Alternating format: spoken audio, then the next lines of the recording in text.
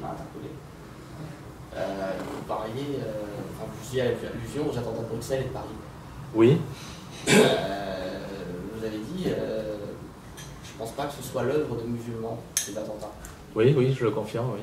D'accord. Mais qu'est-ce qui vous permet d'avancer ça?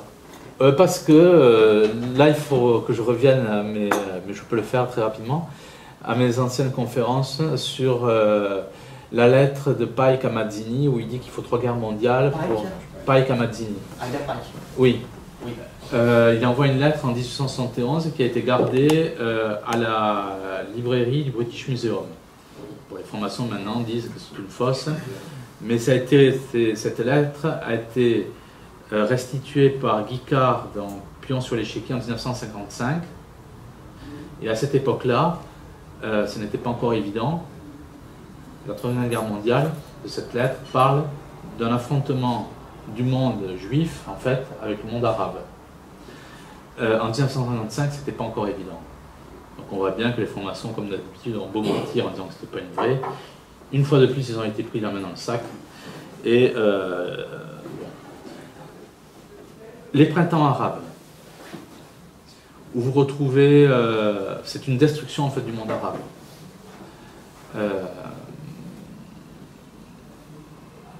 Cette lettre-là, tout le cheminement qui est donné, hein, et on peut dire même, j'avais lu ça sous la plume d'un islamologue dans la presse néerlandaise, la grosse presse néerlandaise.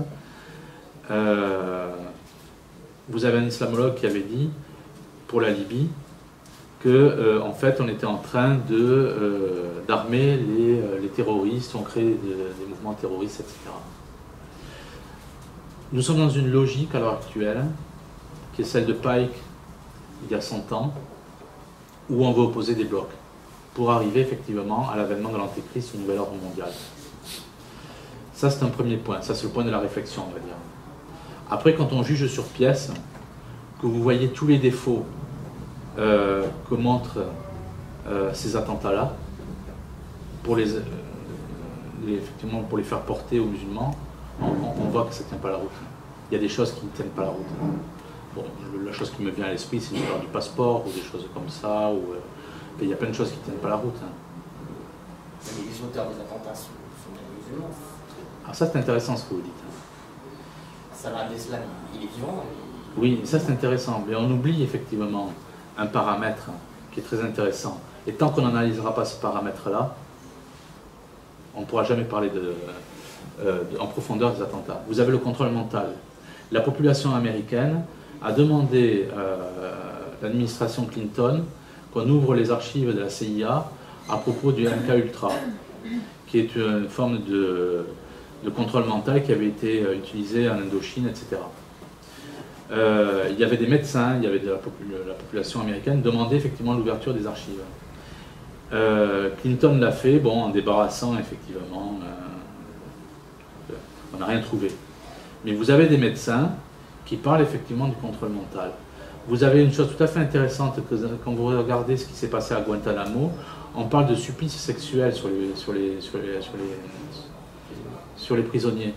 Vous allez à Starej-Kieszkuty, qui est une prison secrète de la CIA en Pologne, on parle de la même chose. Et vous retrouvez aussi des gens qui sont musulmans et qui ont été accusés à tort de terrorisme, etc., etc. Comme à Guantanamo. Une fois, le gars, il se promenait, il y a eu un contrôle, je sais pas, hop, il a été amené dans cette prison-là. Et les mêmes sévices, c'est-à-dire sévices sexuels, électrochocs, etc., etc. Ce sont les mêmes sévices qui servent à reconditionner un cerveau. Avec des déclencheurs, très certainement, pour vous faire subir un acte terroriste. Qu'est-ce que vous remarquez quand vous regardez Guantanamo? Vous remarquez que la plupart des types qu'on a relâchés de Guantanamo, vous les retrouvez à la tête de groupes terroristes au Yémen ou ailleurs. Quand vous regardez tout ça d'un œil critique, que vous connaissez, et c'est même dans Propaganda en 1928, c'est le neveu de Sigmund Freud qui a dit que l'État qui maîtriserait ces techniques effectivement Il n'emploie pas le terme de contrôle mental, il emploie un autre terme dont je n'ai pas le souvenir. Je me souviens plus du nom, mais c'est du neveu de Freud qui, dans son livre en 1928 qui s'appelle Propaganda, il parle de ça. Il dit que les démocraties qui contrôleront cette technique-là contrôleront effectivement les populations. Qu'est-ce que vous remarquez? Vous remarquez quoi avec les musulmans? Vous avez des hommes de famille tout à fait paisibles, du jour au lendemain, ils se font exploser. Si vous n'avez pas l'analyse du contrôle mental, de ce qu'est le MK Ultra, le programme Monarque, etc., vous allez voir un musulman, il s'est fait exploser. Il y a des choses curieuses avec les attentats de Paris. Vous avez un type, il s'est fait exploser comme ça, alors qu'il n'y avait personne aux alentours. Il y a des choses qui doivent amener à cette réflexion-là. Il faut oser se poser des questions. Il ne faut pas compter sur la presse, alors Le Monde, la presse normale, il ne faut pas y compter, ni Rivarol, ni tous ces journaux-là, parce que ce sont des journaux qui ne sont pas du tout avant-gardistes. Ils agissent comme, ils écrivent comme on écrivait il y a 10 ans, il y a 10 ans, comme il y a 30 ou 40 ans. Ils n'apportent rien de neuf. Mais vous avez quand même des revues qui pêchent par ailleurs, mais qui parlent effectivement de ce contrôle mental. On ne peut plus avoir la même grille de lecture qu'on avait il y a 30 ou 40 ans. On est obligé d'avoir une autre grille de lecture et de prendre en compte ces histoires de contrôle mental, qui sont très importantes. Et si vous avez cette analyse-là, vous comprenez, un jour, vous voyez un musulman, il se fait exploser. Oui, mais le problème, c'est qu'il a été programmé. Il faut regarder quel a été son cursus avant. Est-ce qu'il a connu des prisons où il a été torturé? Quelles sont les tortures, etc., etc., etc., etc. Vous avez la même chose avec Breivik, en Norvège. Son histoire d'attentat ne tient pas à la route une seule seconde. Et puis vous avez les dates. Ce sont toujours les mêmes choses. Là, vous avez 31 morts, l'inverse de 13, ou alors 32 morts et 230 blessés. Vous retombez sur des chiffres de la Kabbale. Ce ne sont pas des preuves, ce que j'avance. Mais je ne peux pas retirer ça d'un revers de la main. Et je constate quoi? Que les attentats de Bruxelles ont eu lieu 130 jours après les attentats de Paris. La numérologie... Les satanistes jouent avec la numérologie. Je ne peux pas, je me répète, baser un argument là-dessus, mais je ne peux pas, si j'ai un argument qui est solide et sérieux, je ne peux pas refuser ce genre de critères parce que j'ai décidé que c'était sérieux ou pas, quoi. Il est surprenant de remarquer une certaine numérologie. C'est tout. Vous avez un attentat à Bruxelles qui a lieu à 9h11. Vous savez plein de trucs comme ça. À l'heure actuelle, on est dans une logique où, d'une classe politique, il faut le dire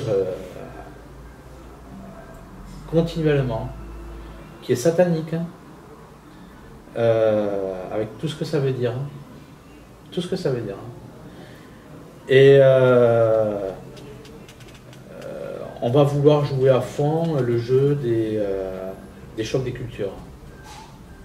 Le monde arabe est le seul monde qui n'a jamais eu de patrie.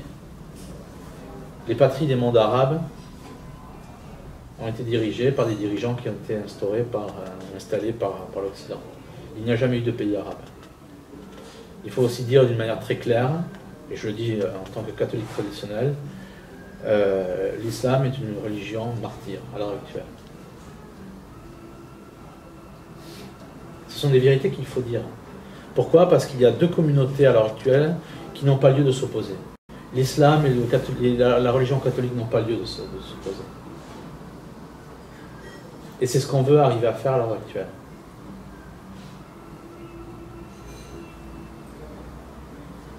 C'est tout. Mais si vous n'avez pas cette grille de lecture du contrôle mental, de ce qu'a été le MK Ultra, de toutes ces choses-là, qui sont des techniques, vous avez même des médecins qui dénoncent ça. Le souvenir d'un médecin de l'armée finlandaise qui parle de ça, je n'ai plus tous les noms en tête, mais qui parle de ça, oui. De techniques faites pour créer des terroristes. Alors vous avez ça pour créer des terroristes, pour créer des esclaves sexuels, pour créer des... Vous avez tout ça, oui.